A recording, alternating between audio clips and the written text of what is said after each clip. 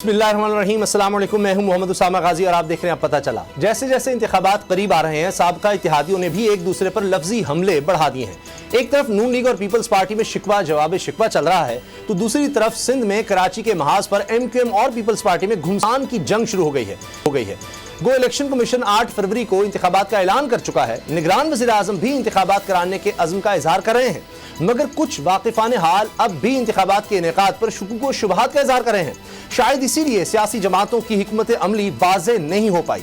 इंतखाबी मंशूर को लेकर आज ये खबर मीडिया की जीनत बनी कि नून लीग ने 18वीं तरमीम में तब्दीली को अपने मंशूर का हिस्सा बनाने का फैसला किया है, लेकिन बाद में इसकी तरदीद आ गई। पीपल्स पार्टी की बात करें तो वहां भी चीजें गड़बड़ हुई हैं। एक तरफ Bilawal Bhutto level playing field को लेकर इलेक्शन कमीशन पर तनकीदी गोलाबारी कर रहे हैं, तो दूसरी तरफ आसिफ जरदारी इलेक्शन कमीशन पर भरपूर एतमाद का इजहार कर रहे हैं, जबकि एहसन इकबाल दूर की कौड़ी लाए हैं। उनका कहना है कि 2018 में पीपल्स पार्टी और PTI ने मिलकर नून लीग से लेवल प्लेइंग फील्ड छीनी।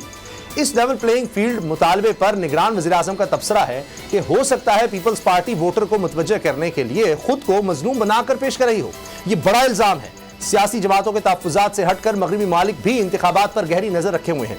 बरतानवी और अमरीकी सफ़ीर पाकिस्तानी सियासी क़यादत से मुलाकातें कर रहे हैं। अमरीकी सफ़ीर डोनाल्ड ब्लूम नवाज शरीफ और जहांगीर तरीन से मिले, तो बरतानवी हाई कमिश्नर ने आसिफ जरदारी से मुलाकात की। इन मुलाकातों को लेकर सवाल उठ रहे हैं कि आखिर इन मुलाकातों का मकसद क्या है। सब्सक्राइब करें और बेल दबाएं ताकि कोई खबर रह न जाए।